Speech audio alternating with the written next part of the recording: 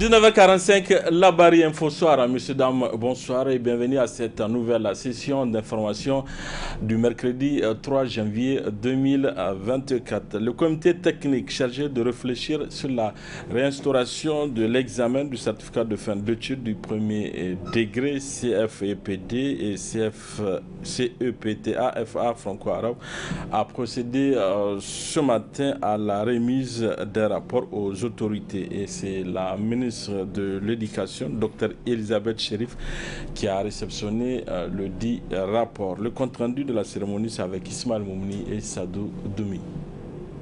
Réunis au sein du comité technique chargé de réfléchir sur la réinstauration de l'examen de certificat de fin d'études du premier degré CFEPD et le CFPE de franco-arabe, ces acteurs du système éducatif ont durant une semaine échangé pour trouver la meilleure formule pour le retour des épreuves du primaire. La fin des travaux a été sanctionnée par un document qui s'articule sur 3 points. La première partie, c'est justement des recommandations qui ont été formulées pour une bonne transition de la classe du CM2 à la 6e. Parce que ce qu'on a constaté avec les passages automatiques, ça fait que les enfants qui admettent ou qu'on fait passer comme devant aller en 6e n'ont vraiment pas le niveau requis.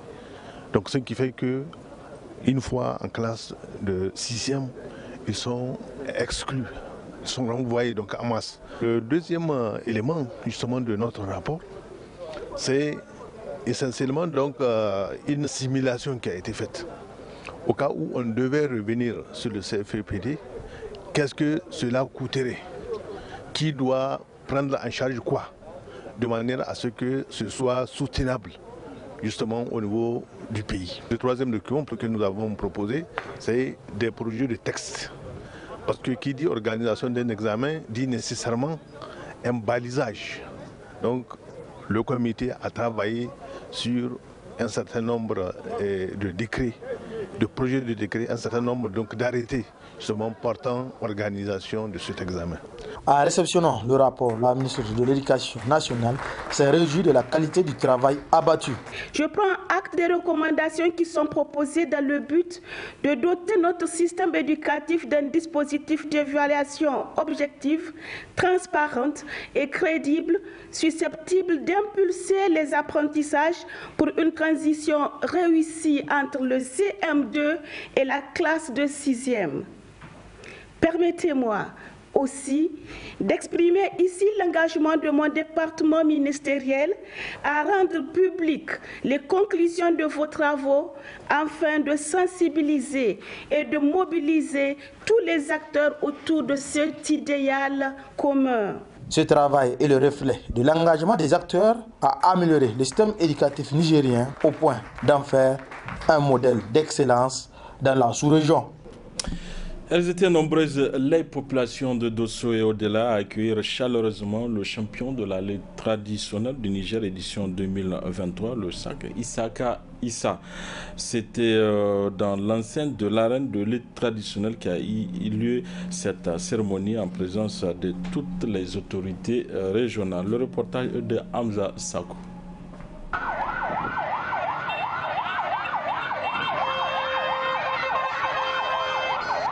C'est au village de Gatabangou, à 12 km de la ville de Dosso, que les autorités de la région de Dosso, accompagnées des populations sorties massivement pour l'occasion, ont accueilli en tout honneur le champion de la 44e édition du sabre national de la lutte traditionnelle tenu à Agadez, Kadri Abdou alias Isaka Isaka. Après les civilités, la délégation du roi des arènes s'est convergée à l'arène Salma Darrani de Dosso, où attendait le sextuple du sabre national, un public aussi engagé que déterminé pour le soutenir.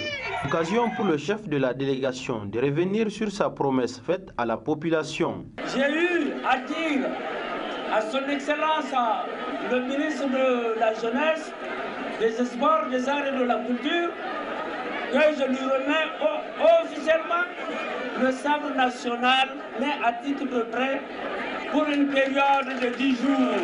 Car à la fin de la finale, donc à la fin des compétitions, le sort remportera le sabre et je le ramènerai pour le remettre au général gouverneur de la région de Dosso qui me l'a confié. Je crois que je n'ai pas menti. Donc, nous avons gagné. Pour le gouverneur de la région de Dosso, ce énième sacre de Isaka Isaka est une première au Niger dont il faut s'en féliciter et se réjouir. Depuis l'instauration du sacre national au Niger, jamais une région n'a su se faire illustrer autant par une victoire à répétition que la région de Dosso. Et ceci à mettre à l'actif non seulement de l'ensemble de la délégation régionale de lutte de Dosso, mais également grâce à la bravoure et la rage de vaincre d'un homme qui est en passe de devenir une légende. Dans une ambiance pleine de chaleur, le chef de la délégation a officiellement remis le sabre au gouverneur de la région de Dosso. Elles sont présentes lors de toutes les cérémonies et font l'objet d'une consommation abusive. Il s'agit des boissons dénommées jus que l'on retrouve sous diverses formes. Cependant, la consommation de ces boissons ne sont pas sans conséquences sur la santé humaine. Le reportage de Nafissatou Yahya. Depuis quelque temps, l'on constate une prolifération des boissons gazifiées dans la ville. Une prolifération qui pousse certaines personnes à une consommation excessive de ces jus, chose qui n'est pas sans conséquence sur la santé. La consommation, en tout cas excessive de ces boissons gazeuses qu'on voit, en tout cas partout, en tout cas qui viennent de tout part, en tout cas qui sont de toutes sortes. En tout cas, les risques auxquels les gens peuvent s'exposer, en tout cas en consommant, en tout cas de manière excessive ces boissons, c'est d'abord le risque d'obésité, c'est également le risque, si vous voulez, de diabète. Donc, au-delà de ces risques-là, il y a bien d'autres problèmes de santé qui peuvent, en tout cas, survenir. Et c'est notamment parce qu'il y a beaucoup de produits qui sont utilisés qui peuvent être effectivement cancérigènes. En tout cas, ils sont nombreux, en tout cas ces substances-là, notamment de conservation, en tout cas qui sont des ingrédients, si vous voulez, ou de ces boissons-là, qui peuvent être, si vous voulez, peuvent être dangereuses effectivement pour la santé, bien sûr, quand on consomme. En tout cas, excessivement ces produits-là et à long terme. Et surtout, il y a un autre volet que les gens en tout cas négligent, c'est les conditions de stockage de ces produits. Au-delà de ces conditions de stockage de ces produits, c'est, si vous voulez, la qualité de ces produits-là qui reste à désirer. Parce que tous ces produits ne sont pas, en tout cas, toujours, n'ont pas été fabriqués, si vous voulez, dans les bonnes conditions. Ce qui fait qu'il n'y a pas beaucoup d'expertise à la matière pour nous dire si c'est des produits en tout cas qui peuvent être pris sans aucun risque en tout cas sanitaire. Pour les revendeurs, ces boissons gazifiées sont les plus sollicitées par les consommateurs, notamment lors des cérémonies de baptême ou de mariage. Coca, Fanta, Je vends des boissons de plusieurs variétés, notamment les jus gazifiés. Les boissons les plus achetées sont les boissons gazifiées. Cependant, chacun a son goût, parce qu'il y a ceux qui achètent aussi les autres.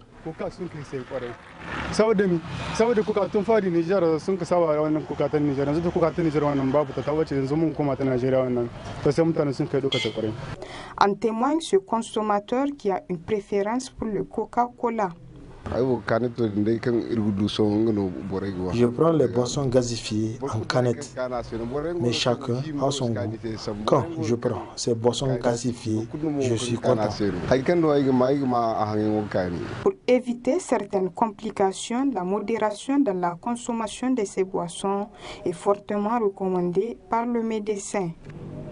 Voilà, place à présent au rendez-vous hebdomadaire de la chronique judiciaire qui traite aujourd'hui du contrat de vente, un thème abordé par Maître Alfred Gobagé, juriste, président du Raza Presse. Très bonne réception à vous.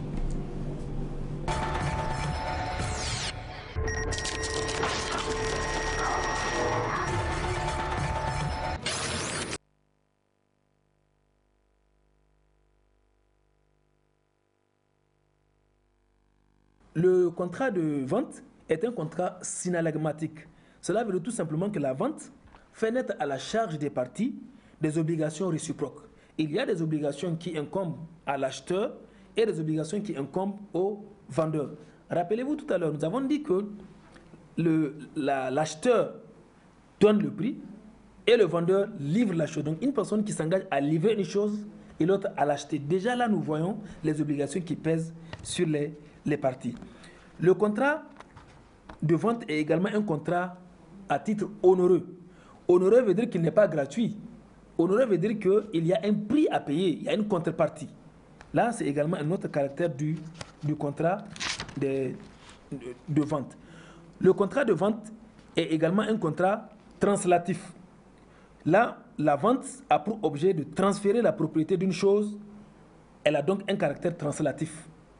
C'est-à-dire, quand vous achetez une chose, on vous transfère la propriété de la chose. C'est là le caractère translatif de la propriété. Donc, la vente, enfin, est un contrat commutatif. Et là, de la vente, les prestations réciproques des parties sont, selon l'article 1104 du Code civil, regardées comme équivalentes. C'est-à-dire, quand vous payez un prix d'une chose, c'est comme si le prix que vous avez payé est équivalent à ce que vous a été donné. Donc là, vous voyez, c'est un contrat qui est commutatif. Donc voici, en quelques lignes, les caractères du contrat de vente que nous pouvons énumérer. Maintenant, dans la formation du contrat de vente en elle-même, 3 éléments apparaissent. Premièrement, c'est ce que j'avais dit tantôt, c'est le consentement de celui qui s'engage dans la vente. Deuxièmement, c'est l'existence de la chose. Le contrat de vente a pour objet une chose. On ne peut pas vendre un bien qu'on ne connaît pas. Il faudrait que le bien soit identifié. Il faudrait qu'on sache ce sur quoi porte le contrat, d'où l'existence de la chose. Donc, en dehors de l'existence de la chose, le contrat de vente également a pour objet un prix.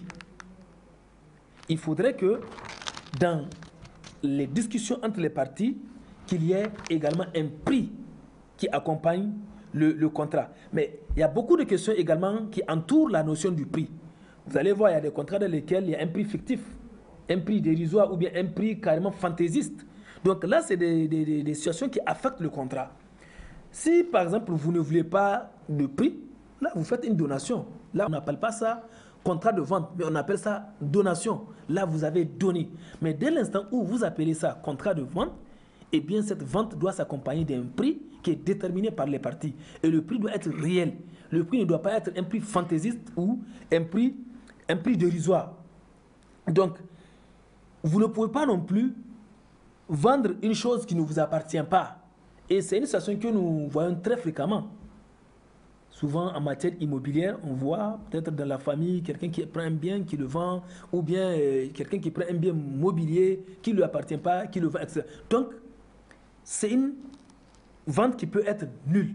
Et au terme de l'article 1599 du Code civil, la vente de la chose d'autrui est nulle.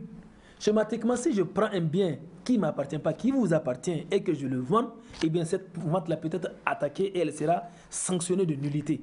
Parce que le bien qui a été vendu n'appartient pas au vendeur. La chose d'autrui suppose que le vendeur n'a pas qualité pour la vendre. Parce que le droit de propriété en soi, c'est le droit de jouir et de disposer des choses de la manière la plus absolue. L'essentiel est de faire cette jouissance-là ou cette disposition conformément au texte. Donc un bien qui n'appartient pas à une personne, elle ne peut l'aliéner, elle ne peut la vendre. Je disais que le prix doit être un prix réel, un prix qui existe, pas un prix fantaisiste. Ce qui nous amène également à la question de la réglementation des prix. Et vous savez que en matière de commerce ou en matière de vente, c'est la liberté de commerce, c'est la liberté de prix. Les parties sont libres de fixer, dans une certaine mesure, le prix de leurs biens. Mais nous avons des arrêtés, en tout cas des textes qui sont pris au Niger et qui réglementent aussi une catégorie de produits. Quand vous prenez par exemple les produits pétroliers, nous parlons de la liberté de prix. Mais aujourd'hui, quand vous allez à la pompe, on connaît le prix à la pompe de l'essence ou du gasoil, etc. Donc là, il y a des domaines dans lesquels le gouvernement peut prendre des textes, peut prendre des mesures pour réglementer le prix. Mais le principe, c'est la liberté de commerce, c'est la liberté de prix. Les partis discutent directement du prix. Et c'est en ce sens, quand vous allez au marché, souvent vous allez voir que sur un même article, les prix peuvent varier d'un commerçant à un autre. Mais il y a des articles où il y a des produits sur lesquels l'État intervient pour faire une sorte de réglementation. Et c'est des prix qui ont été prédéfinis et qui sont connus. Alors, maintenant, qu'en est-il de l'effet du contrat de vente? Une fois que le contrat de vente est conclu, et je voudrais rappeler ici un principe clair défini par les textes. Alors, une fois que le contrat est conclu, même si le prix de l'objet n'est pas payé, la vente est parfaite. Ça, c'est important de noter cela. Dès l'instant où les parties se sont entendues sur l'objet, par exemple, c'est un véhicule, les parties se sont entendues sur le prix du véhicule. Le contrat est conclu, la vente est déjà parfaite, même si l'acquéreur n'a pas payé le prix. Donc, le contrat est clair et il est parfait, la vente est conclue déjà, même si le prix n'a pas été versé. Mais bien souvent, vous allez voir, bon, de manière informelle, dès l'instant où on dit que vous n'avez pas donné, mais est-ce que vous avez donné l'argent? Vous n'avez pas donné l'argent, donc vous ne pouvez rien espérer. Alors que juridiquement, dès l'instant où les parties sont entendues sur la chose, même si le prix n'est pas encore versé, la vente est parfaite. Le bien vous appartient. Oui. Donc, nous voyons ici quels sont les effets que peut produire le contrat de vente. Le premier effet du contrat de vente, c'est le transfert de propriété. Nous avons vu tout à l'heure que le contrat de vente, parmi ses caractéristiques, il y a le caractère translatif. Donc, le contrat de vente a pour effet ici le transfert de propriété. Et au terme de l'article 1583 du Code civil, la vente est parfaite entre les parties et la propriété est acquise de droit à l'acheteur à l'égard du vendeur dès qu'on est convenu de la chose et du prix, quoique la chose n'ait pas encore été livrée ni le prix payé.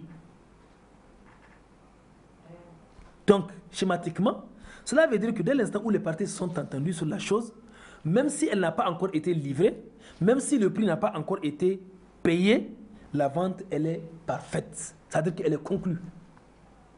Donc, c'est le premier effet de la vente. L'action de transfert de propriété. Vous avez également une obligation ici, c'est celle de la délivrance de la chose. Une fois que l'objet est acheté, parmi les obligations du vendeur, eh bien, il a l'obligation de délivrer la chose. Et cette obligation permet à l'acheteur qui doit recevoir la délivrance de l'objet acheté.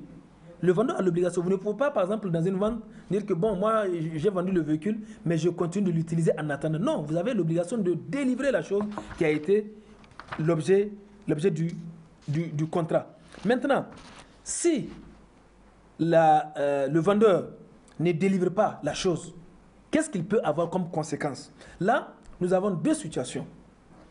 Soit que l'acheteur demande la résiliation pure et simple de ce contrat, ou bien il lève l'option.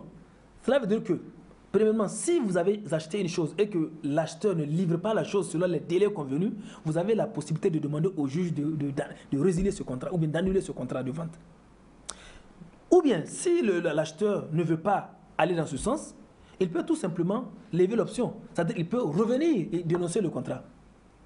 Pur et simple. Puisque la chose n'a pas été délivrée, donc lui aussi, il revient sur le contrat de travail. Donc voilà autant de situations qui peuvent intervenir. Mais maintenant, le fait que le vendeur n'ait pas livré la chose peut aussi résulter d'une situation indépendamment de sa faute. on peut aussi lui accorder le bénéfice du doute. Peut-être que la chose n'a pas été livrée, pas parce que le vendeur ne voulait pas la livrer, mais à cause d'un certain nombre de situations que nous pouvons voir. Par exemple, c'est ce qu'on appelle les faits justificatifs du vendeur. Et là, le vendeur peut soulever une exception d'une exécution. Il peut dire que bon, certes, nous avons convenu de la vente, de la chose, mais vous n'avez pas, je vous ai attendu, vous avez convenu d'amener le prix à telle période, mais vous ne l'avez pas fait. Par conséquent, moi, je ne vous ai pas livré la chose. C'est une option aussi qui est réservée au vendeur. Deuxième situation, le vendeur peut être défaillant dans la délivrance de la chose à cause de la force majeure. Et la force majeure, c'est une situation que je réponds, nous appelons une situation irrésistible, imprévisible. C'est-à-dire une situation qui ne dépend pas de vous. Vous avez tout fait, mais vous ne pouvez pas. Et on dit à l'impossible, nul n'est tenu. Donc vous voyez dans ce schéma également, le vendeur peut être exempté ici de cette situation. Donc voilà schématiquement ce que nous pouvons dire sur le contrat de vente. Il y a autant de choses, mais nous pouvons nous arrêter juste sur ces quelques éléments du contrat de vente. Je vous remercie.